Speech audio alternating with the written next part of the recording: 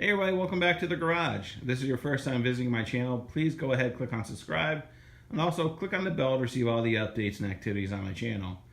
So at this point, the XC is just about done. The engine rebuild is complete. The only thing that's really left to do on it is, paint the exhaust, pull the rear skid out, and check for bad bearings and everything else. Do some light work on the clutches and get those things squared away and grease everything. But for the most part, the XC is just about done.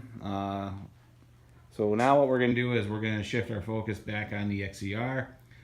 Really haven't touched this thing in about a month. Last thing we did is we were playing around with the paint test on it. So I am on vacation this week, so I'm actually looking to finish up the paint test on that and pretty much hopefully get the hood painted in the garage in here. But for today's project, what we're going to do is we're going to install the seat cover that my wife bought me for my birthday. So there will be a link to the seller on eBay that I purchased it from. But just to give you a little bit more detail, this is probably the closest thing you're going to find as far as an OEM seat cover, because obviously because of the age of this sled, Polaris no longer manufactures them. But the seat cover is very nice. It has all the correct materials on it.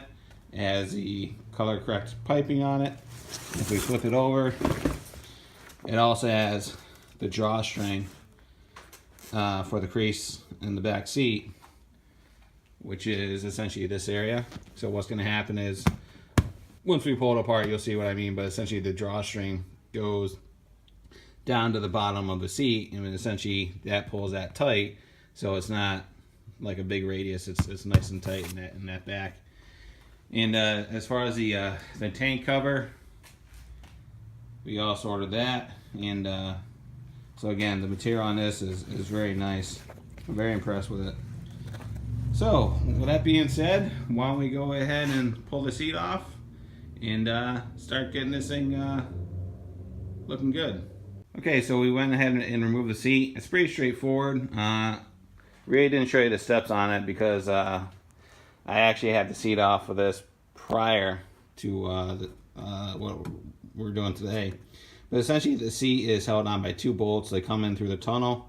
I believe they were 7/16, and essentially you access the bolts by open up the cargo compartment, and basically you remove the bolts, and then the seat will slide back, and then you'll have to disconnect the electrical connection that feeds the running lights and tail lights on the seat. So go ahead and sever that, and then we'll leave the tank there for now. Right now we're going to focus on the seat. So once you have the seat removed, what you want to do is flip it over. All right. So depending on the model of your sled, you may have a plastic base like this. You may have a plywood base. If it has a plastic base, you're in good shape because for the most part these don't rot out. But if you have plywood, more likely it is going to be rotted out. Go ahead and replace it. If it's wet, go ahead and replace it. So what we're going to do is we're going to start removing all the staples that holds the original factory cover on. All right, there's just a bunch of staples that go across. Okay, we're going to remove those first, and we're going to kind of pay attention to how the original seat cover was fastened, because looking at how everything's folded over will give you a good indication of what we're going to need to do as far as when we put the replacement cover on to have it nice and tight. So why don't we go ahead and remove the staples. Okay, so once all the staples are removed, just go and slowly pull the old cover off of the seat foam so you don't tear anything off. So, there's a saying, you never know what you're going to find. So this is a good example. Looks like we had evidence of mice living in this sled at one point in time. Wouldn't surprise me because this sled did sit outside for a couple of years. So we got a pretty big hole on the foam there. We've got a pretty good sized hole right there. It's probably about an inch deep in some spots.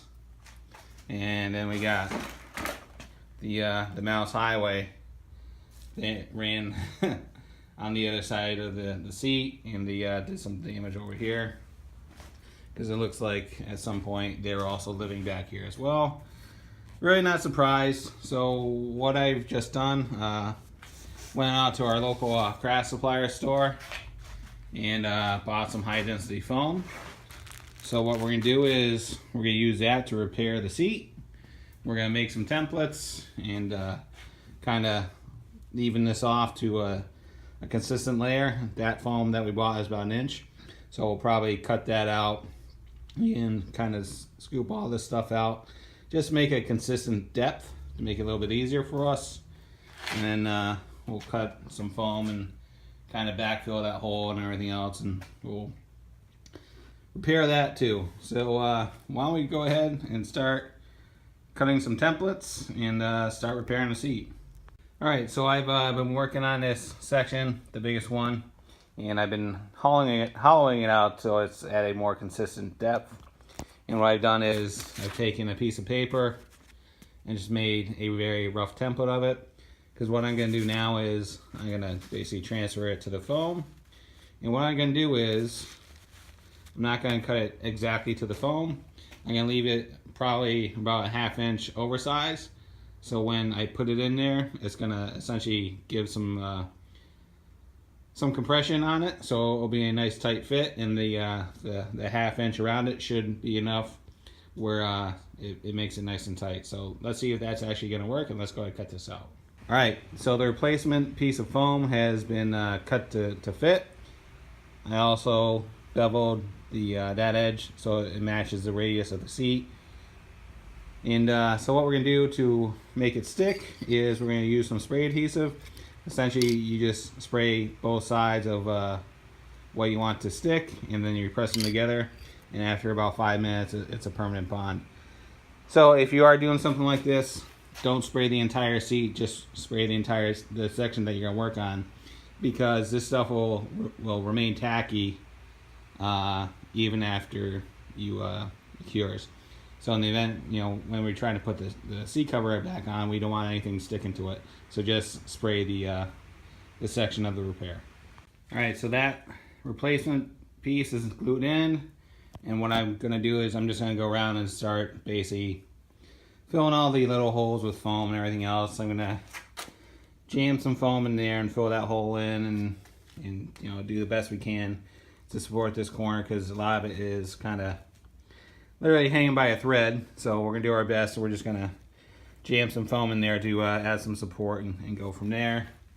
And then essentially that'll be pretty much what we need to do to get the seat base ready for the replacement cover. I'm also going to repair this as well. Alright, so why don't we go ahead and do that. Alright, so the rest of the damaged areas have been backfilled with foam just to give it some additional structure to the stuff that's been lost from the mice. And also repair the 2 corners in the back. Alright, so what you want to do now is, put the cover on there. Just do it real loose. Make sure all your staples have been removed. Make sure your area is nice and clean. Vacuum it up, wipe it off, because the last thing you want to do is poke a hole in your new cover from a staple or something that's been lying around. So make sure your area is nice and clean. So what you want to do first is, if your cover is one that comes with a center strap, what you want to do is you're going to basically feed it through the slot in the foam.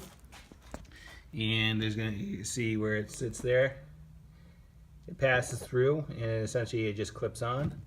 You want to do that first, so essentially that's going to center the cover on the seat foam. And what we're going to do, we're going to put the rear of the cover on first. We'll stretch that over the tail light, and then what we're going to do then is we will then take the front and bring it over. Alright, so at this point, what I've done is I've put the tank cover on as well, and the cover on the seat is just held on by a couple staples just to get the approximate location. And what I'm doing is I'm making sure that when everything is tightened up, this line is gonna line up. So right now, this the tank cover is not fastened, so I know when we pull it down, it's gonna drop about 1/2 inch. So I know with the seat cover, I need to pull it down about 1/2 inch in the front so they'll line up. So make sure you check that, because if you don't, you're gonna notice it every time you walk up to the sled. You know that's not gonna line up. So we're gonna spend some time messing around with it, making sure it's right, and then once we get everything in the final position, we'll start stapling it down. Once you have your alignment done, go ahead and start stapling the fabric down, drawing it tight as you go. If you don't have one, I would highly recommend getting a pneumatic stapler. It makes all the difference in the world. Makes for a better job, goes pretty quick. So everything's pretty tight, but you know what? Let's flip this thing over, get it back on the sled so we can actually see how we did. So the seat is temporarily mounted on the sled, and right now we're just going to go after the cover for the gas tank.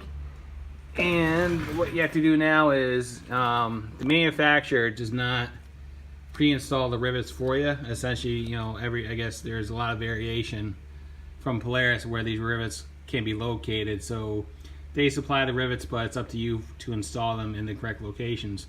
So what we're going to do is we're going to draw the material tight, and you know, we're going to use a little punch, and then we're going to find, you know, the center of the snap. We'll make a mark on the material, and then we'll put the head of the rivet on the material, and then we'll start fitting the tank cover. Okay, so for the snaps, this is what you're going to receive in the kit. This is the installation tool. This is the base that you pound the snap into. Comes with 2 assemblies. Essentially, that's the outside. That's the compression ring, and basically, you know, that's the finished cap. And then there's the compression ring installed into the cap. So essentially, the way this thing works is you're gonna spot your hole, just use an awl or something like that, and you'll take the finish cap. Obviously, that's gonna go through the material, and that go on like that, and then you strike it, and that will collapse against the finish cap, and then it's one assembly. Alright, so after a couple hours and $180 US, this is the finished product. I'm very happy with the fitment of this cover. I think it looks great. Just take your time and you'll get good results. So it's a vast improvement over what was on there originally. Nowhere to go but up. But at the end of the day, this is probably the best looking, most uncomfortable seat you're ever going to ride. Because it is an old Indy, but you know what? It looks good. So there will be a link in the description of this video that will bring you out to the eBay seller storefront if you want to purchase one of these on your own. If there's any questions, comments, concerns, go ahead and leave them in the comments box. I'll get back to you as soon as I can. And as always, thanks for watching and have a great day. See you. Bye.